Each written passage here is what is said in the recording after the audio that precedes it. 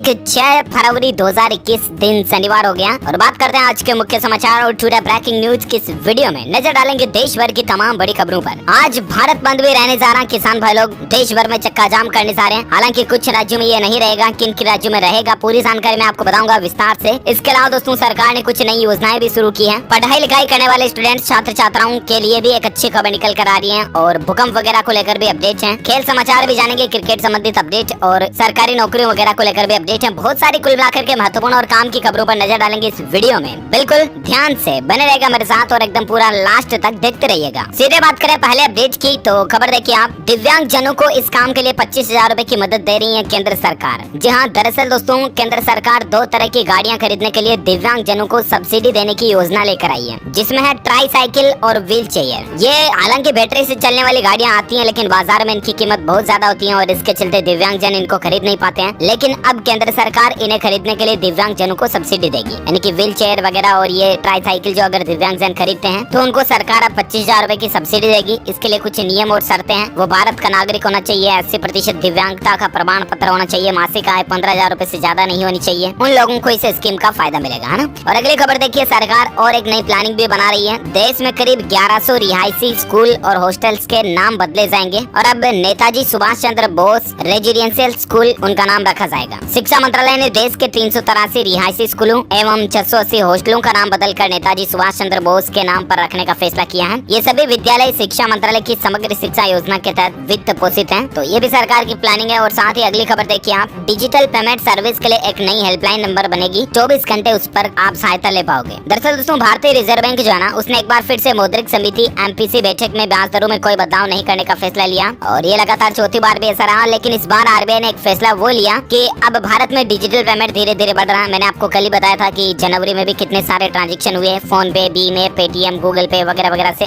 ऐसे में digital payment में अगर आपको कोई समस्या आती है ना, तो उसके समाधान के लिए 24x7 हेल्पलाइन बनाने की जरूरत है। और अब वही RBI प्लानिंग कर रहा है, जहाँ पर आप अपनी किसी भी तरह की समस्या शिकायत का समाधान पा पाओगे। तो बहुत जल्द गवर्नमेंट की तरफ से ये सुविधा शुरू की जाएगी। और अगली खबर देखिए आप, बैंक की जब बात हो रही है ना, तो और एक अपडेट है बैंकिंग को लेकर कि वन नेशन वन ऑब्समैन। अब ये क्या है, तो दरअसल अब ग्राहक एक ही जगह पर शिकायत कर पाएंगे, फिर चाहे वो बैंक हो या NBFC हो या कोई कार्ड जारी करने वाली कंपनी हो, इनकी कंप्लेन अब एक ही जगह पर हो जाएगी। RBI इस तरह की भी नई प्लानिंग बना रहा है, जिसमें बैंक, नॉन बैंकिंग फाइनेंशियल कंपनियां, इन सभी से संबंधित अगर आपके कोई कंप्लेन है ना, तो वो कंप्लेन भी अब आप एक ही जगह पर दर्ज करा पाओगे। ये भी एक अच्छी प्लानिंग है। ओके, इसके अलावा मौसम समाचार को लेकर अपडेट है। आज संपूर्ण भारत का 6 फरवरी का मौसम पूर्वानुमान आखिर क्या कहता है, तो अगले 24 घंटों के दौरान पंजाब, हरियाणा, दिल्ली और पश्चिम उत्तर प्रदेश के भागों में आज रात गरज और बारिश हो सकती है। हालांकि मैदानी भागों में अब धीरे धीरे वापस तापमान बढ़ रहा है, यानी कि ठंड कम होती जा रही है। और बाकी दोस्तों मौसम विभाग एक और प्लानिंग ये भी कर रहा है कि IMD की ताकत बढ़ेगी। उड़ीसा में बनेगा देश का पहला तूफान अध्ययन परीक्षण मंच। जी हाँ, उड़ीसा के बालासोर में देश का पहला तूफान अध्ययन परीक्षण मंच, जिसका नाम टेस्ट बेड होगा, वो भी बनाया जाएगा।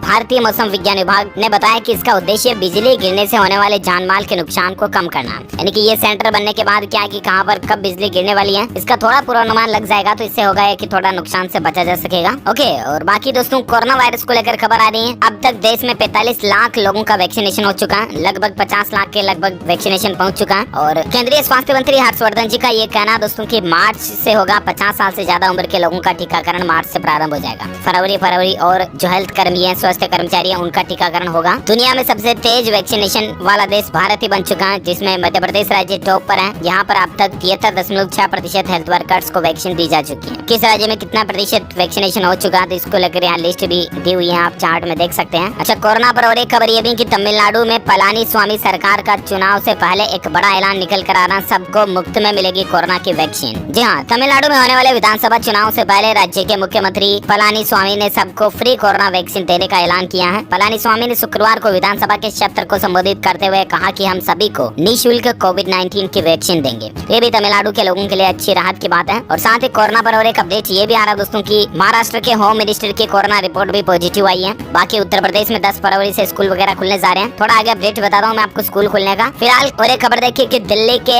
एम्स के डॉक्टर अब ले सकेंगे राहत की सांस, क्योंकि PPE किट पहनने को लेकर नए निर्देश आए हैं। जहां कोविड-19 को लेकर all India institute of medical sciences के डॉक्टरों के लिए भी राहत की खबर निकल कर आ रही है। कोरोना के मामलों को देखते हुए सभी अस्पतालों में डॉक्टरों और स्वास्थ्य कर्मचारियों और फ्रंटलाइन वर्कर्स को PPE किट पहनना अनिवार्य कर दिया गया था, लेकिन अब इसमें कुछ छूट मिलने जा रही है। और बाकी भारत में आज के ताजा कोरोना आंकड़ों की बात करें तो आप देख सकते हैं 1,08,00,000 से ज्यादा कुल संक्रमितों की संख्या हो चुकी है। 1,46,000 से ज्यादा एक्टिव केस अभी चल रहे हैं, जबकि 1,54,900 से ज्यादा भारत में इस वायरस के कारण जाने जा चुकी है, मौत हो चुकी है। और बाकी स्कूल खुलने को लेकर खबर आ रही दोस्तों की, एक तो गुजरात राज्य में 8 फरवरी से कॉलेज जा सकेंगे प्रथम वर्ष के छात्र, ऑनलाइन क्लासेज भी जारी रहेगी, है ना। तो कुल मिलाकर के गुजरात में 8 फरवरी से कॉलेज के फर्स्ट ईयर के स्टूडेंट्स जा सकेंगे। और इसके अलावा दोस्तों उत्तर प्रदेश में 11 महीनों के बाद 10 फरवरी से छोटे बच्चों के लिए स्कूल खुलने जा रहे हैं। उत्तर प्रदेश के मुख्यमंत्री योगी आदित्यनाथ ने ये निर्देश दे दिया है। कहने का मतलब ये है कि कक्षा 6ठी से लेकर 8वीं तक के स्कूल तो 10 फरवरी से खुल जाएंगे, ठीक है ना। और बाकी 1 मार्च से 5वीं तक के सभी स्कूल भी खुल जाएंगे उत्तर प्रदेश में, है ना। अच्छा,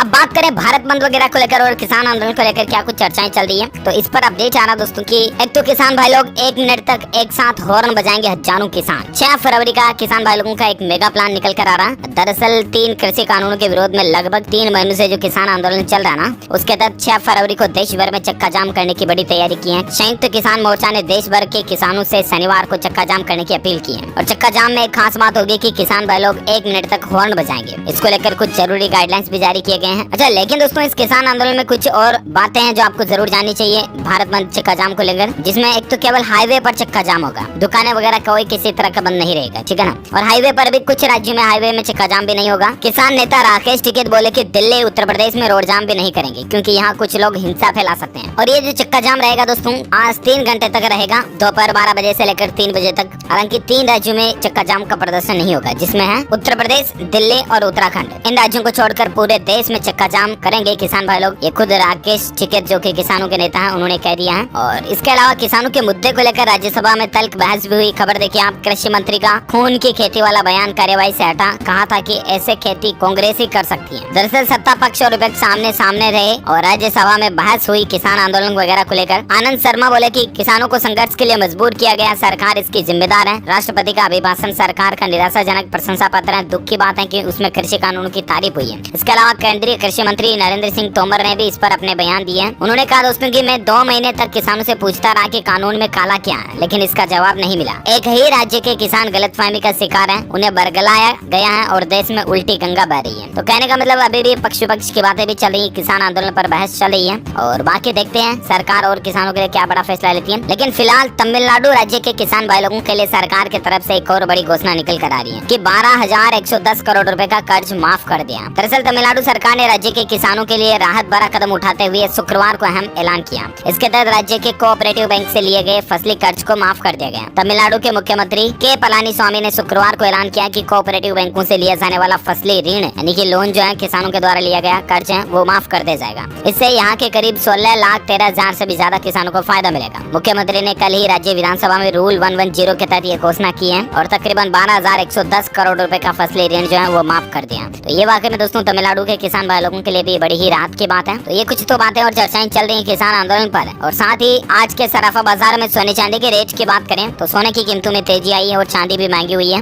देखिए खबर आप, सोना 205 रुपए की तेजी के साथ 46,920 रुपए प्रति 10 ग्राम पर रहा। और वहीं चांदी की बात करें तो अभी 743 रुपए की तेजी के साथ 68,744 रुपए चांदी के रेट चल रहे हैं। अच्छा, इसके अलावा दोस्तों मध्य प्रदेश के मेडिकल स्टूडेंट्स के लिए एक अच्छी खबर निकल कर आ रही है। एमपी में छात्रों को स्वास्थ्य बीमा एवं व्यक्तिगत दुर्घटना बीमा कवर भी दिया जाएगा। 2 लाख का मेडिकल क्लेम और 10 लाख का डेथ कवर मिलेगा। दरअसल चिकित्सा मंत्री ने खुद इस बात की घोषणा की है। बीमा देने वाला मध्य प्रदेश देश में ऐसा पहला राज्य होगा। जी हाँ, दंत चिकित्सा, नर्सिंग महाविद्यालय एवं शासकीय पैरामेडिकल संस्थानों में जो स्टूडेंट्स पढ़ रहे हैं उन छात्रों के लिए चिकित्सा शिक्षा के छात्रों को स्वास्थ्य बीमा एवं व्यक्तिगत दुर्घटना बीमा का कवर दिया जाएगा। तो ये वाकई में एमपी गवर्नमेंट की स्टूडेंट्स भाई लोगों के लिए बड़ी ही राहत की बात है। ज्यादा इन्फॉर्मेशन इसके बारे में आप देख सकते हैं। अच्छा, इसके अलावा कुछ टेक न्यूज के तहत खबर है। एक तो अब आप बुक माई शो पर मूवी भी देख पाएंगे। कंपनी ने स्ट्रीम सर्विस भी शुरू कर दी है। इतने दिन बुक माई शो पर आपको सिर्फ टिकट बुकिंग की सुविधा मिलती थी, लेकिन अब आप मूवी वगैरह भी देख पाओगे, है ना। और इसके अलावा टेक न्यूज के तहत और एक खबर ये भी है कि पेपल कंपनी जो है ना, पेमेंट सर्विस कंपनी, वो 1 अप्रैल से भारत में अपनी एक खास सर्विस बंद करने जा रही है। दरअसल अमेरिकी online company PayPal Holdings Inc ने भारत में डोमेस्टिक पेमेंट सर्विस को 1 अप्रैल से बंद करने का फैसला किया। कंपनी ने कल ये बात की जानकारी दी थी। तो कहने का मतलब पेपल के जरिए अगर आपका पेमेंट वगैरह लेने देने का कोई बिजनेस प्रोसेस है तो उसको जरूर चेक कर लें आप। ज्यादा जानकारी इसके बारे में गूगल पर। और इसके अलावा खबर आ रही दोस्तों केंद्रीय कर्मचारियों के लिए खुशखबरी है। अब एलटीसी केस वाउचर पर नहीं लगेगा टैक्स। जी हाँ, दरअसल गवर्नमेंट ने केंद्रीय कर्मचारियों को राहत देते हुए सरकार ने यात्रा भत्ता अवकाश योजना को बजट में नोटिफाई कर दिया। और इसका मतलब ये होगा कि अब इस रकम पर केंद्रीय कर्मचारियों को टैक्स वगैरह नहीं देना पड़ेगा। ज्यादा जानकारी इसके बारे में आप स्क्रीन पर देख सकते हैं। और इसके अलावा स्टूडेंट्स भाई लोगों के लिए एक अच्छी खबर आ रही है। यूपीएससी पर केंद्र सरकार का एक बड़ा फैसला। यूपीएससी के एग्जाम को लेकर सिविल सर्विस की जो परीक्षा होती है,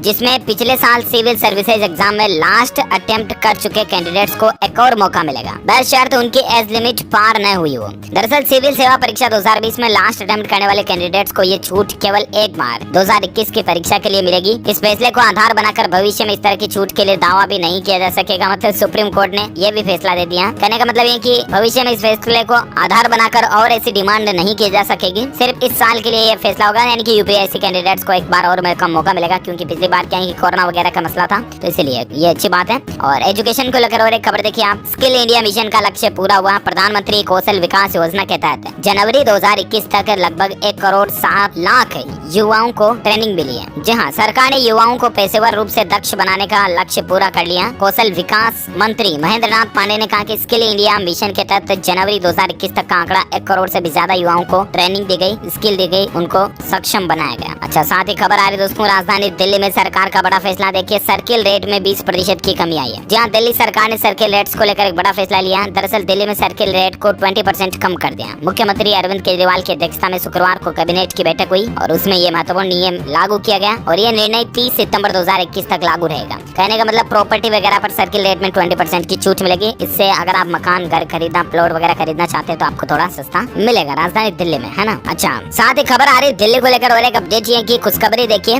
दिल्ली सरकार वाहन स्क्रैप कराने पर डबल सब्सिडी देगी। अगर आप अपना कोई वाहन स्क्रैप कराने जा रहे हैं, यानी कि अगर आपकी कोई पुरानी गाड़ी है जिसको कबाड़ में आप स्क्रैप कराने जा रहे हैं नई गाड़ी लेने के लिए, तो आपको पता होगा कि दिल्ली सरकार ने कल भी बताया था कि अब ज्यादातर इलेक्ट्रिक वाहन को बढ़ावा देगी, क्योंकि दिल्ली में पोल्यूशन बढ़ रहा है और इसे पेट्रोल डीजल वाहनों को कम करने की सरकार की प्लानिंग है। अब ऐसे में अगर आप पुरानी गाड़ी को स्क्रैप करवाते हैं तो दिल्ली सरकार आपको डबल सब्सिडी देगी। ये योजना वाहन को स्क्रैप कराने से संबंधित है और कुल मिलाकर के आप ev.delhi.gov.in इलेक्ट्रिक व्हीकल को बढ़ावा देने के लिए ऑफिशियल पोर्टल जो सरकार ने बनाया है उस पर इस योजना के बारे में ज्यादा जानकारी भी चेक कर लीजिएगा और सब्सिडी वगैरह की इन्फॉर्मेशन भी आपको यहाँ मिल जाएगी। ओके, अच्छा, साथ ही अगली खबर देखिए आप। पीएम मोदी 6 फरवरी को गुजरात हाईकोर्ट पर जारी करेंगे डाक टिकट। जी हाँ, प्रधानमंत्री नरेंद्र मोदी आज ही 6 फरवरी 2021 को गुजरात हाईकोर्ट पर एक डाक टिकट जारी करेंगे। प्रधानमंत्री हाईकोर्ट के डायमंड जुबली के मौके पर ये एक स्मारक डाक टिकट को वर्चुअल प्लेटफॉर्म के जरिए जारी करेंगे। एक स्मारक डाक टिकट जारी किया जाएगा। पीटीआई की खबर के मुताबिक हाईकोर्ट के रजिस्ट्रार की तरफ से एक ऑफिशियली विज्ञप्ति में ये बात की जानकारी दी गई है, क्योंकि गुजरात हाईकोर्ट ने 1 मई 2020 को अपनी स्थापना के 60 साल पूरे किए हैं और इसी खास मौके पर ये डाक टिकट वगैरह जारी करने की प्लानिंग है ना। अच्छा, साथ ही अगली खबर देखिए। अब कोई भी दुश्मन भारत की तरफ आंख उठाकर नहीं देख पाएगा, क्योंकि भारतीय सेना को अभेद बनाने की तैयारी चल रही है। दरअसल कुल मिलाकर के हमारी इंडियन आर्मी जो है ना, उसको ज्यादा पावरफुल बनाने के लिए अब सरकार नए नए हथियार खरीद रही है, नए नए आधुनिक टेक्नोलॉजी के जो वेपन्स है वो खरीद रही है। चीन और पाकिस्तान से 2 मोर्चे पर किसी भी चुनौती से निपटने के लिए भारत ने बड़ी तैयारी कर रखी है। भारतीय सेना को अभेद बनाने के लिए सरकार ने अब 130 अरब डॉलर की राशि खर्च करने की प्लानिंग बनाई है और इसका मकसद ये है कि सेना हर मोर्चे पर हमेशा रेडी रहे। तो ये हमारी इंडियन आर्मी के लिए बड़े ही गौरव की बात है और भारतवासी दोस्तों, तो इंडियन आर्मी के लिए इस वीडियो पर एक लाइक तो बनता है यार, फटाफट से लाइक कर दीजिए और कमेंट बॉक्स में नीचे जय इंडियन आर्मी जरूर लिखेगा। चलिए फिलहाल अपन आगे बढ़ते हैं अगली खबर में। देखिए, किसान आंदोलन पर पहली बार आई सलमान खान की राय सामने। उन्होंने ये बड़ी बात कही है। दरअसल कृषि कानून पर आंदोलन किसान भाई लोगों का चल रहा। कई बॉलीवुड की बड़ी हस्तियां भी इसमें अपनी राय बयान दे चुकी हैं, लेकिन सलमान खान ने भी अब इस पर रिएक्शन दिया और आप भी जरूर जानना चाहे होंगे कि सलमान खान आखिर किसान आंदोलन पर क्या बोले। तो दरअसल बात कुछ यूं कि हाल ही में सलमान खान एक कार्यक्रम में पहुंचे थे। जब वहां उनसे किसान आंदोलन पर सवाल पूछा गया तो उन्होंने इस पर जवाब दिया। एनडीटीवी के हवाले से सलमान खान ने कहा कि सही काम किया जाना चाहिए, सबसे सही बात की जानी चाहिए, सबसे नेक काम किया जाना चाहिए। मतलब बड़ी ही सफाई से और चतुराई से उन्होंने अपनी राय दी है ताकि वो कोई कंट्रोवर्सी में ना पड़ना चाह रहे हैं। अच्छी बात है। और बाकी अगली खबर देखिए। घर खरीदने वालों को बड़ा तोहफा है। पहले के मुकाबले अब आपको इतने लाख रुपए की बचत होगी। दरअसल बात कुछ यूं कि अगर आप भी 45 लाख रुपए या इससे कम कीमत की घर खरीदने की प्लानिंग बना रहे हैं ना, तो आपके लिए राहत भरी खबर है। ये बेनिफिट केवल पहली बार घर खरीदने वाले लोगों को मिलेगा। दरअसल अफोर्डेबल हाउसिंग स्कीम के लिए होम लोन के ब्याज पर जो मिलने वाली छूट है ना, उसको आपको पता होगा हाल ही में सरकार ने बजट में 1 साल और बढ़ा दिया।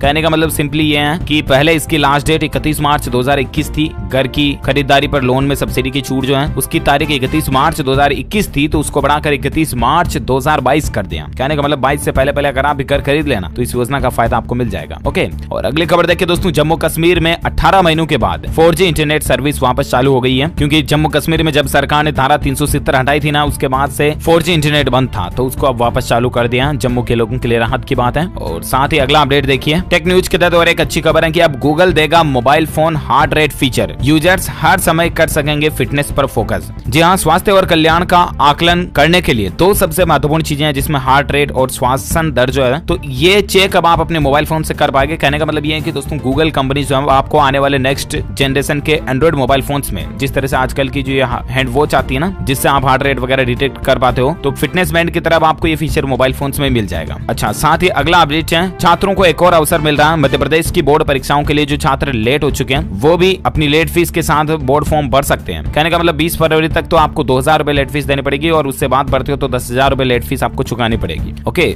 साथ ही अगला अपडेट देखिए इन्वेस्टर्स के लिए अच्छी खबर है। अगर आप भी पैसों वगैरह का इन्वेस्टमेंट करना चाहते हैं तो बात कुछ यूं कि छोटे निवेशक भी सरकारी बॉन्ड में कर सकेंगे डायरेक्ट निवेश। आरबीआई ने इसकी सहमति दे दी है। जी हाँ, आम और खुदरा निवेशकों के लिए अच्छी खबर निकल कर आ रही है। भारतीय रिजर्व बैंक ने छोटे निवेशकों को सरकारी बॉन्ड में सीधे निवेश करने की सुविधा देने का ऐलान किया। आरबीआई यानी कि रिजर्व बैंक ऑफ इंडिया ने कल ही ये बात की जानकारी दी है कि सरकारी बॉन्ड में इन्वेस्टमेंट करना चाहते हैं तो अब आप डायरेक्टली कर पाएंगे, चाहे आपका छोटा इन्वेस्टमेंट है तो भी। ओके, साथ ही अगला अपडेट देखिए कल ही भारत और नेपाल की सीमा पर भूकंप आया। 4.0 इस भूकंप की तीव्रता थी। हालांकि दोस्तों गनीमत रही कि कोई जान माल का नुकसान नहीं हुआ, ये राहत की बात है। और साथ ही अगला अपडेट देखिए सरकारी नौकरी को लेकर खबर है। BHEL यानी भेल के अंदर अप्रेंटिस के 300 पदों पर भर्ती निकली है। 22 फरवरी तक आप अप्लाई कर सकते हैं। योग्यता मांगी है 10वीं पास कैंडिडेट्स इसके लिए ऑनलाइन अप्लाई कर सकते हैं। ऑफिशियल पोर्टल है bpl.bhel.com के जरिए आप ऑनलाइन एप्लीकेशन फॉर्म भर सकते हैं। ओके, चलिए साथ ही एजुकेशन को लेकर और एक खबर ये कि RRB NTPC एग्जाम को लेकर खबर है। रेलवे रिक्रूटमेंट बोर्ड ने NTPC के चौथे फेज की परीक्षा का शेड्यूल जारी कर दिया। 15 लाख कैंडिडेट्स के लिए 15 फरवरी से एग्जामिनेशन शुरू होने जा रहे हैं। 15 से लेकर 3 मार्च तक ये परीक्षाएं होगी, चौथे चरण के एग्जाम है ना। तो अब इसकी ज्यादा जानकारी आप RRB के ऑफिशियल पोर्टल पर चेक कर लीजिएगा। फिलहाल देखिए अगली खबर दोस्तों, प्रधानमंत्री नरेंद्र मोदी कल यानी रविवार को असम और पश्चिम बंगाल का दौरा करेंगे और कई सारी नई योजनाओं का शिलान्यास भी करेंगे। जी हाँ, पश्चिम बंगाल और असम में आगामी विधानसभा चुनावों की आहट के बीच सियासी सरगर्मी और तेज हो चुकी है। रविवार को भारत के प्रधानमंत्री नरेंद्र मोदी असम और पश्चिम बंगाल का दौरा करने की प्लानिंग में है। वहाँ हालांकि कई सारी नई योजनाओं की शुरुआत भी करेंगे वो। अच्छा, साथ ही अगला अपडेट देखिए आप, पहली बार सुप्रीम कोर्ट ने तय की पेड़ों की कीमत।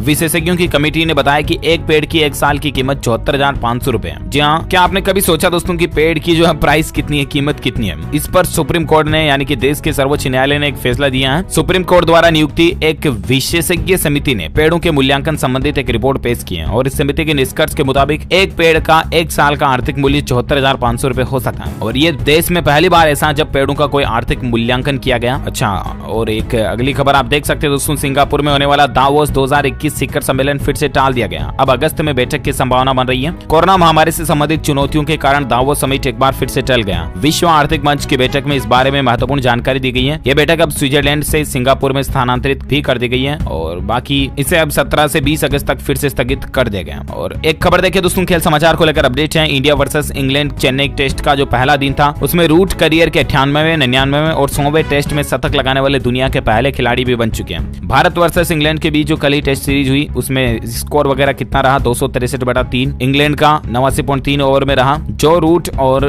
डोमिनिक सिबली ने कितना स्कोर गेन किया, कितनी रन पर बॉल पर, आप देख सकते हैं जानकारी ज्यादा। और भारत की टीम के लिए बेस्ट ऑफ लक हम सब की तरफ से। अगर आप एक क्रिकेट फैन